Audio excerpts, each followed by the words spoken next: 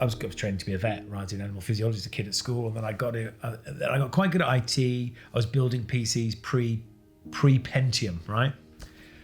And I landed this job on a trading floor. And to be completely honest, the trading world in those days was still very much broker-dealer. So they weren't on like the internet, but it was just happening. So it was kind of crest a wave. And so suddenly the guy that was really important was the head trader and then the IT guy, you know, and I wasn't an IT support analyst. Some of my role was that, but the majority of my role was development, building stuff. I'd figured out how to use a number of different programming languages. So suddenly they were trying to figure out, how do we take this over here and use technology to expand the opportunity, was kind of the idea. And so suddenly I'm sandwiched in the middle of a bunch of traders. I've suddenly got this kudos because I understand how to translate it into technology. And I'm in this very fortuitous, serendipitous moment in my life where I'm going, hold on a sec. If we can do that with corporate finance, or if we can do that with freight forwarders, or if we can take the money that Michelin takes to spend hundreds of millions of dollars on rubber for their tires, and those transactions can be scaled down, but then effectively implemented as a private trader and then scaled up, maybe there's something there. And that's what got me originally. It was terribly scary. It was when you started putting your first few pounds in. You know, I remember just trading with my first £500, absolutely freaked out of my mind. You know, if I go back to those thoughts back then, you think, you know, I've had days where we've done over £200,000 of profit in my personal account. I've had days where I've lost £100,000 as well, I might tell you.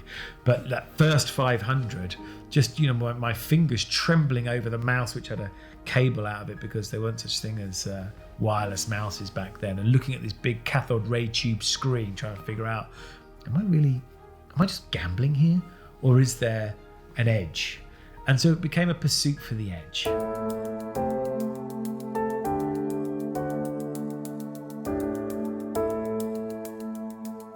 Well, back in those days, unlike today where everyone's trading some Bitcoin or say, you know, you got kids today who are doing pancake swaps and buying things on altcoin markets and then transferring them to trust wallets and then using Binance.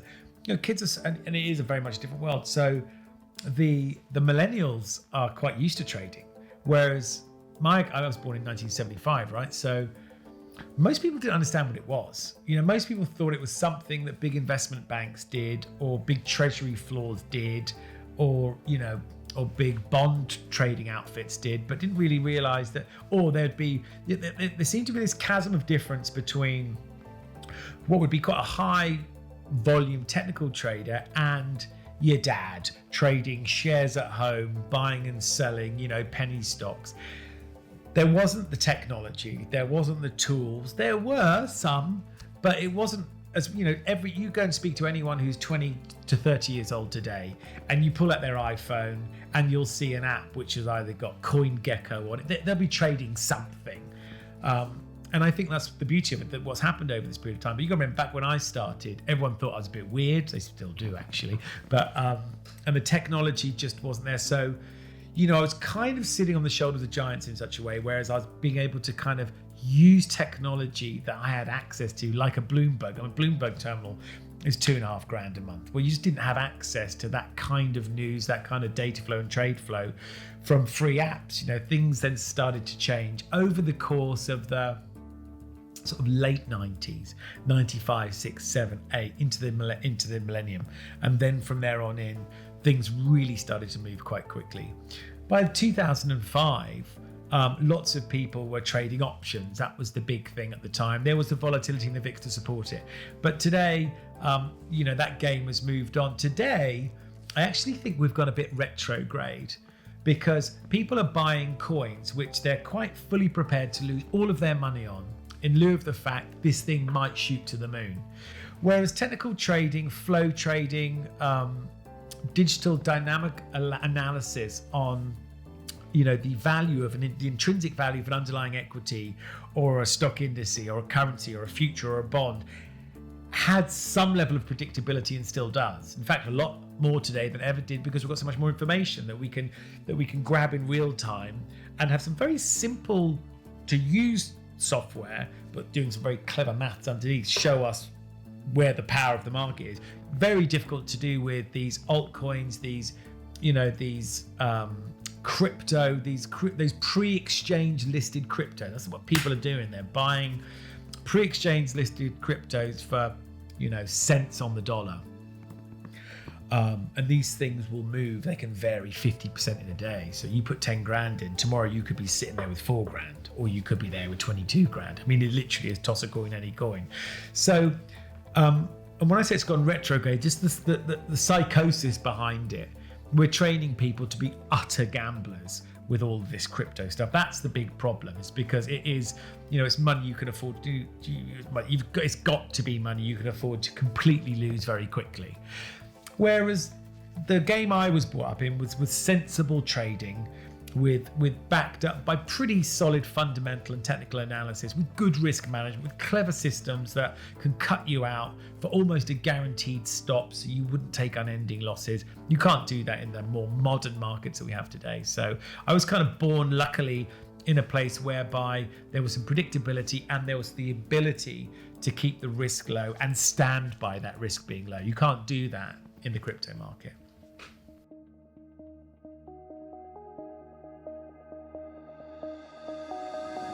Just wanted to get rich. That was it. I was just, I was very early 20s, 21 years old, and just desperate to make a few quid. I decided that I wasn't going to stick my hand up the backside of a cow for the rest of my life as a job. I saw the city as the streets were paved with gold. I met people who were my age and a bit older who were driving around in Ferraris. And I thought, hold on a sec, there's got to be something to this. And, I made the greatest growth I ever made. I think people overestimate what they can do in a year, massively underestimate what they could do in a decade. By the end of my 20s, I had millions in the bank. At the beginning, I didn't. Whereas, you're 30 to 40, you still got millions. 40 to 50, you still got millions. But that 20 to 30 range is when you can smash it. And, you've got more billionaires now in their 20s than were ever billionaires in all time, if you look back 30 years ago. So that's how the curve's changing. So, kids that are sitting there thinking, well, I'm just going to get smashed in my 20s. Think again. When you're 40 and 50 years old, you won't thank your younger self for wasting what is very, very valuable decade.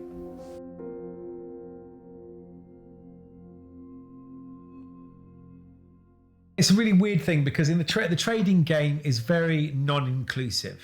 For anybody who's ever phoned a brokerage and you get some snappy little broker on there who's not giving you the time as a brand new retail client and to describe what everything means, what a limit order is, what a stop order is, what margin call means, blamed. And brokers have got better now education. They're notoriously awful. We built the Learn to Trade group because of that very reason. I saw this big gap between people who didn't want to just spunk their money and actually make some money, and people who really knew what they were doing. Most people who come into brokerages, if you look at the stats across the industry right now, 85% of people lose money. 15% don't, though. So what are those 15% doing? And what are those 85% doing? Well, those 85% are relying on gut, human emotion. Their belief system is that it's if I get a hunch, if I get a good tip, it's all that kind of skullduggery. The guys that are in the 15% know there's no such thing as the Holy Grail. Probably the tip's not going to work out, because by the time you've heard it 10th hand, it's already moved and doing something completely different in an unpredictable way. Whereas people who really do consistently sit in that 15% and do well from that, they're doing a few simple things. They're using strategies that are tried and tested, that they're constantly testing. They're keeping their risk profile low. They're not trading emotionally. They're trading at the right time of day. There's a time of day when the markets are moving. There's a time of day when it's flat. If you're in Europe, for example, that time is between 6 and 8 in the morning. If you're in America, 7 till 9. So if you're trading in the UK market, you loungily get out of bed at 9:30 and then plonk your bottom in front of the screen thinking, click, click, clack, clack, clack, now's the time I'm going to make my money. Well, you're going to sit through the flattest part of the market, because not until 12:30, 1 o'clock do things really get going again. So it's knowing where the volatility is, where the volume is, which currency should move in certain ways based on predictable patterns or setups, Well, there's a little bit of training, but people are so keen and they're so eager just to make a few quid. The same gambling mentality that people take to the casino. So they look at, well, I'm not going to bother educating myself. That's not going to do anything. And they're the first people on my YouTube channel to say, this can't work. But they're also the same people that don't believe in getting a good education and going out there and getting a good job, I mean, if education didn't work, then I'm sure the lawyers, doctors and professionals that we've had around us for decades wouldn't have got to where they are. You don't wing your way there. So there's certain rules and principles that not just have to be understood, but have to be known. And I think the difference between understanding a principle and knowing it is actually doing it. All fat people know that if they ate less and exercised more, they would lose weight. There's not a fatty on earth that doesn't know that. And we've all been fatties and we've all been thinnies, but in the periods of our life where we've been thinnies is where we've stopped scoffing so much and moved about a bit more. But every fat person knows that, or they think they do. They understand it, but they don't know it. Because if they knew it, they would understand it and actually do something with the information. All these trading principles that I've been barking on about for the last 25 years now, they're all understood, but people don't know them because they don't do them. My big mistake was I didn't communicate. So I'd be on a trading floor. I'd be the IT guy there. My kudos would be this big because everyone's a big boy trader, right? And who's this IT idiot who's sitting there tapping furiously into a screen? He can't be of any use. So you daren't ask. And so I had to kind of drop that persona. I was like, well, I'm not, just because I'm doing a job whereby I'm wearing a cap saying IT on it, or I was from the software development part of the bank, I realized the Greg Secker inside my personality come out. So I made friends. I dropped all that, and I was like, "That's what you boys doing after work? They're going for beers, right? I'm in." So I pal up with them, and I got friendly with a few people who were the head of economic and head of economic analysis was an important mate. The head of trading, the head of dealing. These all became friends of mine, and rather than me sort of feverishly going in there and going, "Hey, come on, then tell me all about it. Tell me what I need to know," that would have been met with, "You can F off." It was more a case of be friends first and then show an interest in what they're doing. And I remember sitting on trading floors hearing 10 yards of cable on the left, me thinking on the left was buying when it's clearly selling. So difference between a bid and an offer rate, what does bid mean? What does offer mean? All of these terms, you can't just pick up by osmosis. You can easily get that wrong. So do a bit of self-study. I did. I read about 15 to 20 different books in the space of about 2 weeks, had them all open, all earmarked, different ththings. So I made sure I did that. There wasn't really the seminars or the training course. They were in America. I went a couple of those as just to finesse what I'd learned, and I wanted to sort of investigate other markets like commodities. But really grinding it out was get myself a little basic education so I knew what some of the things meant, and then build good friendships with the guys on the trading floor before I started interrogating them. And that was a really helpful thing to do. And by the way, people who come, we've got trading floors and training centers all over the world. It's the guys that hang around the trading floors that make friends with the people that live there. They're the ones that are, you 2 years later, you're saying, how's it going? They're like, yeah, I quit my job and I'm trading my funds, and I've got 2 million under management now, and I've got 1 million of my mum's money, and I've got 2 million of my money. You're like, yeah, man, now you're getting there. They're like, yeah, I got there in the end. And it's just a little bit of time in the saddle, finding the strategy that works for you, but make friends with people in the game. When you spend time with people that are doing the thing you want to do, you pick it up. It's what people tend to do is they spend time with people who don't do it. They'll spend time, they'll go home and say, I've just done some trader education, or I'm going to become a trader. And all their mates go, oh, stop, it's a scam. No one can do that. It's like, says who? Says you lot in the pub getting pissed who have no idea what you're talking about. You're better off getting in the environment where it all happens to figure out if it's real, or if it's possible, or what is possible, what is really not really very likely, what is likely, what is the best approach. Spend time with people who are doing it every day, that love doing it, that are passionate about it, that don't want to go into a boring desk job or don't want to work on a farm, that actually want to understand how the markets work, look for price change movements, grabbing onto that, capitalize on those positions, bank those profits, keep the risk low, and do it again and again and again and again until that portfolio starts to blossom and bloom. When they do that, when you're in that environment, if that's something which resonates with you, you will get infected. And that's what happened to me.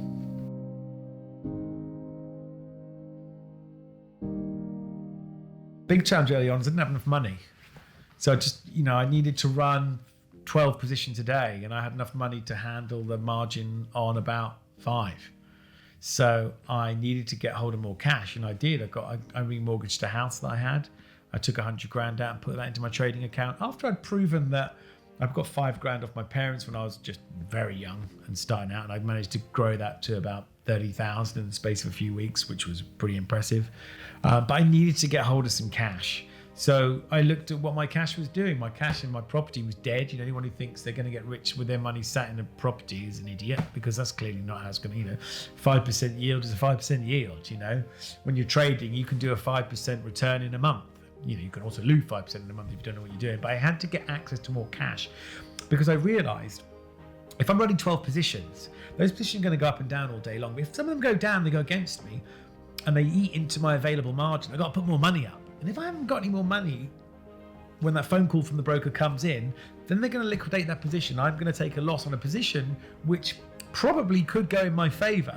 So to keep my options open, look, I wanted to live off my trading account as quickly as possible. So I realized I need to make sure I've got a few irons in the fire here. And to be able to pay for a few irons in the fire, to get hold of some capital. So 100 grand was important as quickly as I could. And I managed to get that going in 6 months.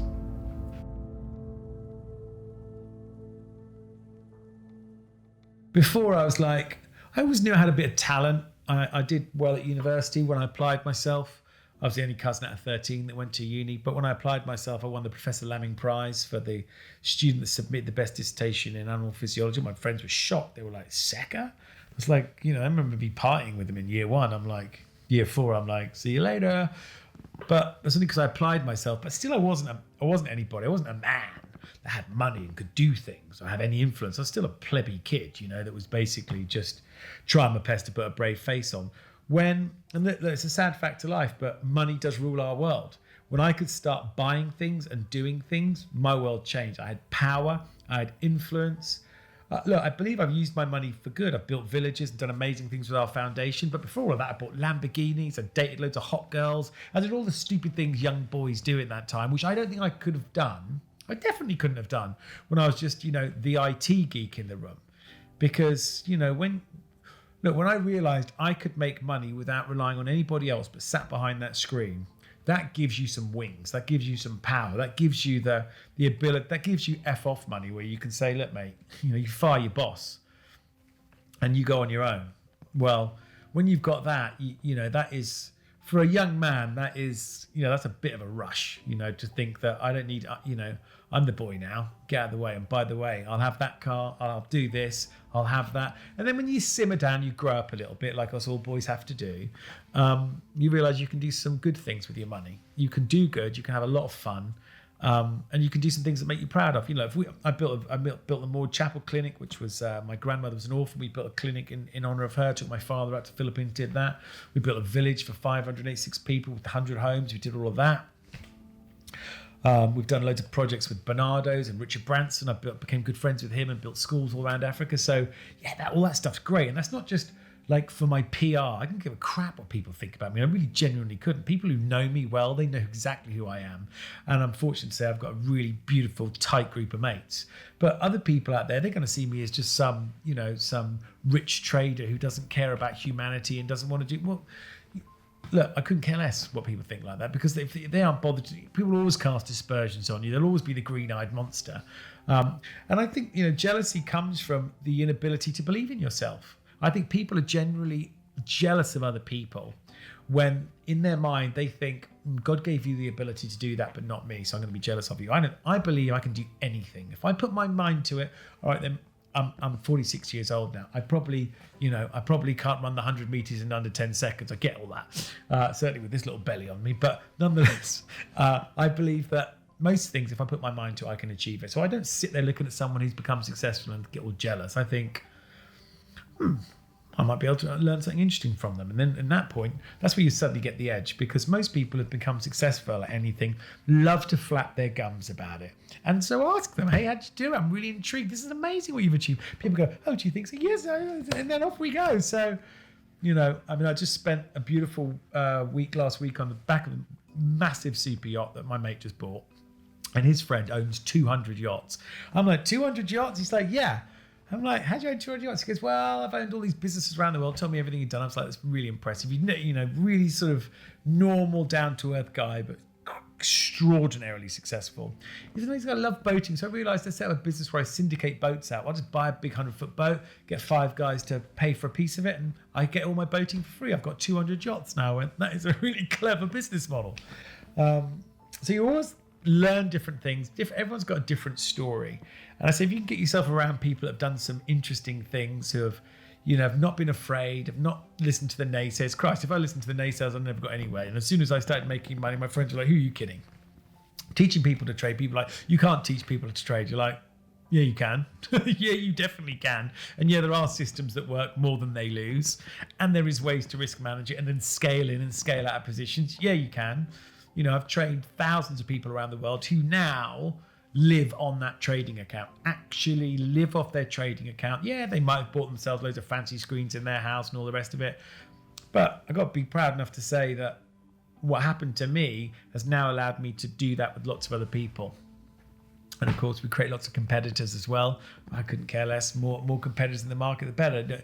You know, this game is difficult. For some people, it's not difficult. For some people, they've got the personality which resonates with this game and they should be traders. Other people, not so much.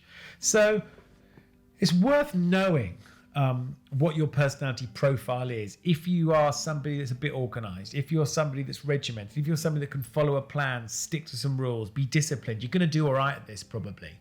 If you're somebody that's wayward, if you're somebody that just, you know, nukes your life every 5 minutes, which people do, you know, no, then they nuke their life again, nuke their life again. You're probably going to find trading difficult because you're going to do really well up to the point you nuke your life, you know, and that's the thing. So it's, you know, they're not the Gordon Geckos that make all the money. They're the very sensible, straightforward, disciplined men and women that sit on trading floors around the world. And most people now trade from home. I think since the pandemic, most trading floors have disappeared. A lot of these prop shop where people just sit in these like prop houses where they all trade together, these have all become virtual. And, you know, I mean, I've got a trading floor at the top of my garden, which I broadcast from for my YouTube channel. I've also got a trading den right here. This is where I trade from. So, and it's great to be able to connect virtually with people, trade with them, share ideas. It's a beautiful thing.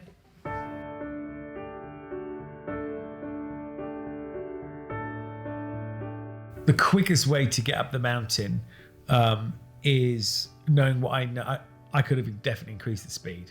And the way to do that is to focus on 1 or 2 trading strategies and get very good at what, I call it 5-3-1 rule. You know, 5 currencies, 3 strategies, trading the same time of day.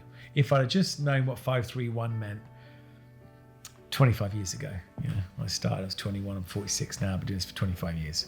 But if I'd have known, hey, and I know what those 5 currencies are, and I know what those 3 trading strategies are because they account for all trading conditions, and I know the right time of day. If I'd have known that, I could have got there a bit quicker. I say a bit quicker.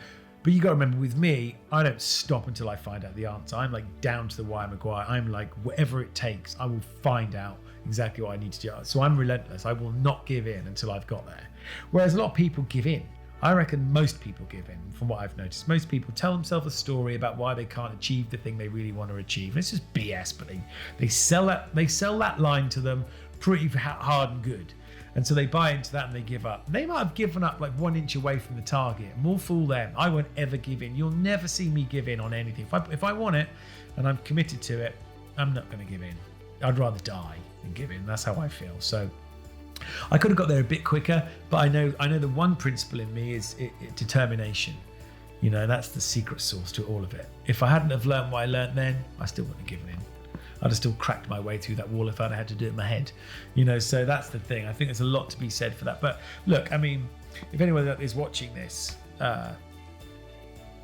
learn 5 currency pairs. The big ones: dollar yen, Aussie dollar, Kiwi, Euro dollar, sterling, dollar Swiss, dollar CAD. Maybe there's 7, but those 5, really 5. We'll keep your hand around 5. Look at the dollar index. Look what it's doing every day. Dollar index chart. That's people buying and selling the dollar against those constituent currencies. Get a sense of where things are. Get a sense of where the weakness and the strength of the market is. Get a sense of that. Look at 4-hour charts. Look at daily charts. Daily charts tells a big picture where things go. 4 hours, like where we get in, where we place a stop, where we take a profit target. Understand risk, how to get the risk nice and low.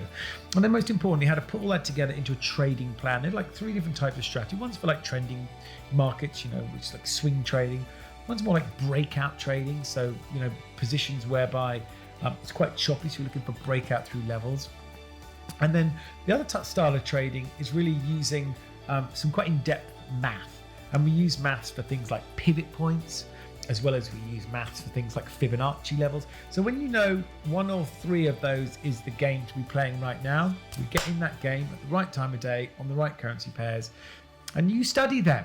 So you read those charts and you look at those currency pairs and you get to understand how they move. Like you can nearly predict every bar just by looking at it. Now, I know that sounds a bit outrageous, but when you get used to the rhythm, because it's the same traders trading those currencies at the same time of day, you start to get into the rhythm of it. Combine that with some intelligent strategy and good risk management. That's the way I do it.